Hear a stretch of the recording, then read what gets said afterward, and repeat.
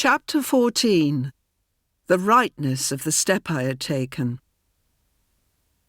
Travelling to Crimea, Mary was extremely fortunate not to have to share the terrible privations of the sea journey to the east experienced by the British Army wives who had been brave enough to venture there with the transport ships the previous year.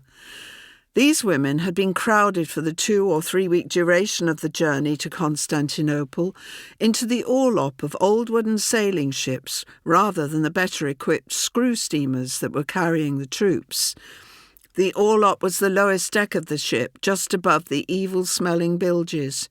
Here they had had to endure a total lack of sunlight and fresh air, for the orlop had no portholes, and if the voyage was rough, they had no escape from the sight and smell of others vomiting.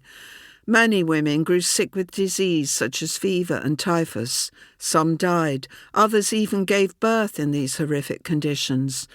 After as many as 10 days held virtually captive below decks, many of the women gave up their journey as soon as they reached Gibraltar and begged to go home. Mary counted herself a good sailor, and she had no complaints about her own sea journey to Gibraltar, where the Hollander docked on 23rd February for a brief stopover.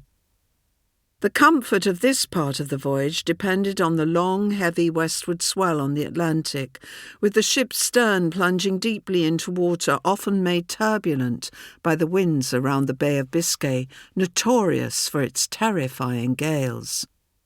Mary was lucky. The weather was cold but fine, and the sea good-humouredly calm. She might well have caught sight of porpoises and even whales, but was long since inured to such sights, being as she was such a seasoned traveller. Though when the ship sailed down the coast of the Algarve, she did go up on deck to view the bare rocks and white walls of the ruined convent at the Cape of St. Vincent, and to the east of it, beyond Cadiz, the long bay where the Trafalgar's fight was won. She took delight in the sight of so many vessels out on the high sea, following the same route out to Crimea as they were. As the ship approached the Straits of Gibraltar, Mary's conviction